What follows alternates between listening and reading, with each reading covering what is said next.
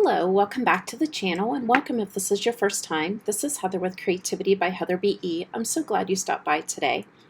So I am going to be showing you, I know I'm a little bit behind on this, but this is the July Simon Says Stamp card kit. And I had got this kit and then I had relatives that came to visit, and so I got a little bit behind, but it was such a fabulous kit I wanted to go ahead and post this video. So the kit comes with a large stamp set, as all Simon Says stamp kits do.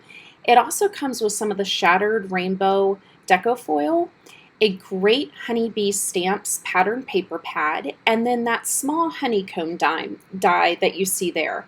And that is one of the, I actually use glitter stock to cut out that die just to show you. The kit also came with some foilable sheets, which I love these. And what I'm going to do is do some ink blending and then add some of the shattered rainbow. And then I also had some black deco foil that I'm going to use for the little bees. So I'm going to do the ink blending first, and I am using Summer Sky by Hero Arts. I'm also going to be using Forget Me Not by Fawn, and then I'm going to bring in a little bit of tumbled glass distress oxide as well. I am using my blending brushes, and I'm just going in doing simple blending. I'm not really too concerned about it being even. I'm just kind of trying to get some color down to get the sky to look the way I want it to. The focal point of this card is definitely going to be that foiled rainbow.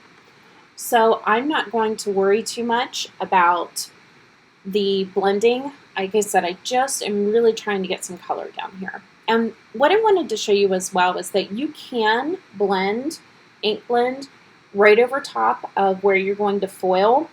I will take a cloth here in a moment and go in and just kind of remove some of the ink that's sitting on top of it, but it's not necessary. Your foil sheets will still foil on top of this panel even with the ink. So here you can see I'm just taking a cloth and gently rubbing off some of the ink that's sitting on top. And what I'm going to do is take a piece of parchment paper, and I like to put a piece of cardstock in just to give it a little bit of a shim. And one of the cool things about foiling is you can add different colors on top and it won't mess up your foiling. So you can layer it. So I'm going to show you here. I'm laying down the small pieces of the black deco foil. And when I lay the shattered rainbow, I don't have to have it perfectly over just the rainbow parts. I can just lay it right on top, and what's going to foil for the bees is going to be what's directly on it. So it's kind of cool that you can go through and you can actually layer different foils for different parts of your image or your picture, whatever you're foiling, and it's a lot easier. So this is a laminator. If you've seen any of my foiling videos, you'll know this is a laminator I've had forever. It still works great. I did speed that up quite a bit. It does not move that fast. And then this is where the magic. I love peeling back foil. This and heat embossing are two of my favorite things in the craft room. So you can see that gorgeous rainbow and the little bees that have now been foiled black. And what I'm going to do is I'm going to take a Y17 Copic marker and just go in between those lines that actually have some blue in them from the sky and give that little bee some of his yellow. So very simple. I will off camera add some sequins to this, some sequins that came in the kit, and mat it on a piece of yellow cardstock that came in the kit. And I love this yellow cardstock that came in the kit. I'm going to have to look and find what the name of it is. It's a really unique color. It's not really, it's a little bit more yellow than like a mustard. It's more darker, but it's not a light yellow. I really love the color of it. So I'm going to have to look and see if I can find what that color is. And by the way, this kit is sold out. However, the great thing with Simon Says Stamp is you can always buy everything that's in the kit individually. And I did look, and at the time of this voiceover, the stamp set and the die was still available. So for card number 2, I decided to do a shaker card. And full disclosure, this card was just a hot mess from beginning to end. It's a miracle it came out, including some bleeding along the way. So I used a Brutus Monroe Hexagon die, and I cut the center out of a piece of the pattern paper that came in the kit. So my first error here is before I put the tape on and put my plastic down, I should have laid that over onto my white paper that would be my backer, put the hexagon I cut out that's going to be my background on it, and so that way it would line up when I add my white backer. But I forgot. So you're going to see how I fix that here in a moment. I am using 3M foam tape, and what I did is I doubled it up, and I am just pulling back the backer so that way I can stretch it around. I used to cut it in little sections, and sometimes it wouldn't line up, so this is what I found is the easiest way to add my foam tape. A lot of times when I'm doing shaker cards, I will not use foam tape. I'll actually just use like a fun foam and cut like I would cut a hexagon out of it. But for this one, I decided to use the foam tape. So I've got everything around it, and I am going to use my anti-static tool just to make sure that when I add my sequins in, it doesn't stick to the inside. And when I dumped the bag in, I realized there were way too many. So I'm going to start pulling some of those out, which was not a big deal. Now this is where I've realized that I messed up with the background. So what I decide to do is just put some adhesive on it and set it where it would be, and then lay it in over top of the sequins and put my panel on top. However, this is the next mistake. You'll notice I forgot to add foam tape to the rest of the panel there. And no, I'm not going to catch it before I lay my white sheet down. And here we go. So now I have to lift up the end of it. Thank goodness all of these mistakes were fixable. Now I have to lift up the end of it and add my foam tape in. So I'm going to go in and use the same double foam tape so I have the same depth and add that in. So I hope you're learning what not to do with a shaker card here. This is definitely not my first shaker card. I have made so many shaker cards, it's ridiculous, and I don't know what was going on this day. And honestly, this is most days in my classroom, if you knew how much I have to edit out. So this is where the blood comes in. I just cut my ring finger right there, and I realized I cut it, but I looked at it and it wasn't really bleeding. So I thought, okay, it wasn't really that bad. Well, I'm going to move my ring here with my thumb, and when I put my thumb on the panel right here, I'm going to get blood on it. And that's when I see the blood and realize, uh-oh, my finger's bleeding. And you can see like the kind of triangle from the scissors. So I'm going to get a baby wipe, because why would I go get a Band-Aid right now? You know, that makes too much sense.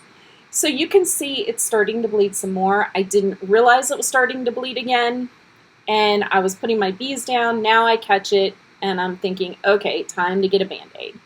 So we got the blood taken care of, and we've got our sentiment on, and I use the sentiment Years the Bee's Knees, and this is some cardstock that actually came in the card kit, and I needed something big enough to cover up a little bit of blood on the card.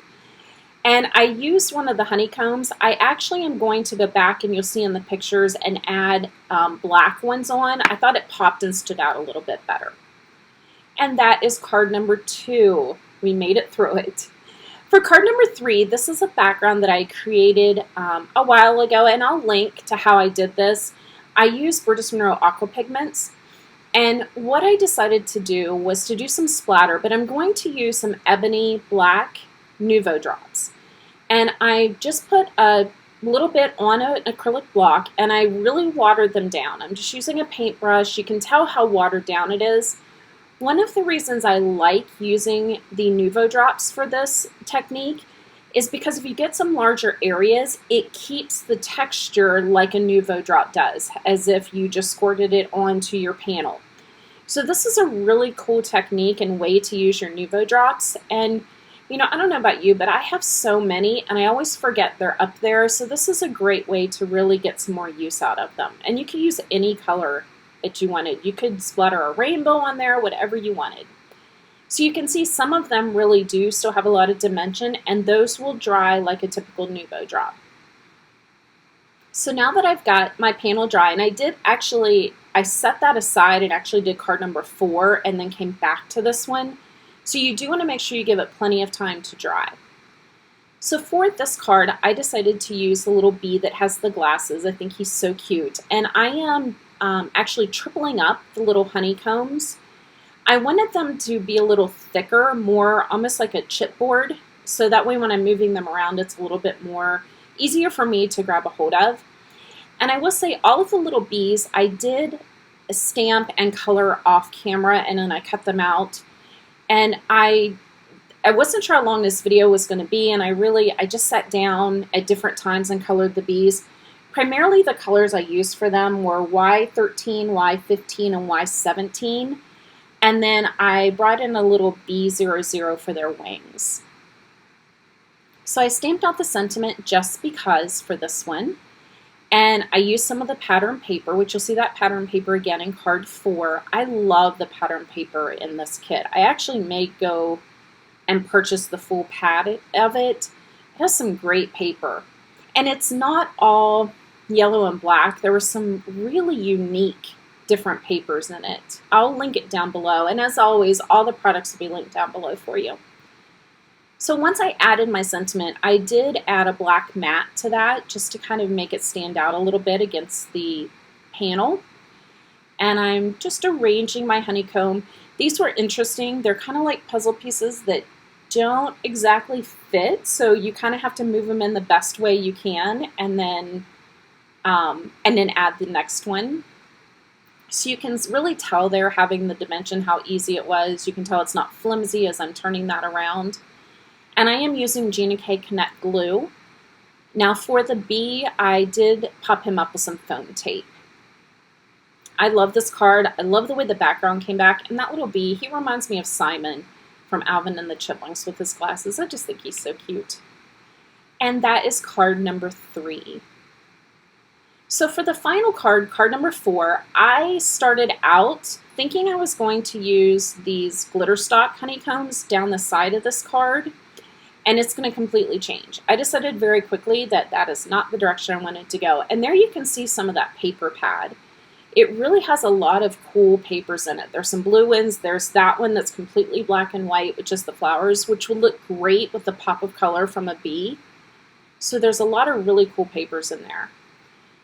So for this one, I decided to use the same pattern paper actually that I used in card 3, and I cut it down to be a large banner. And I'm going to add 2 little bees, another one with the glasses, and then just a regular bee. And I'm using the sentiment, be yourself. And I love this sentiment. I am going to heat emboss this using the white Alabaster from Brutus Monroe. I am a middle school teacher, and middle school is such a rough age for kids. And so in my classroom, I make sure my kids know that being unique is nothing wrong with that. It's actually, a cool quality to have, and to just be yourself. No matter who likes you, who doesn't like you, if you be yourself, then you're always true to yourself. And so I really love this sentiment. And I'm actually going to go back in off camera and add a 3rd bee to this card, which you'll see in the pictures. And I decided to make his little belly is not black and yellow. It actually is rainbow. So I wanted to do a little bee that would kind of go with that sentiment. And I'm so excited. I'll probably give this card to one of my students this year. So I'm adding my banner down, and then I'm going to use some foam tape to pop up my 2 little bees. And I'm also going to go in and add some of the Dandelion Nuvo drops, which you can see sitting there on the side. When I added those, my camera got cut off, but I am going to add those as well, and you'll be able to see those in the pictures. This kit was so much fun.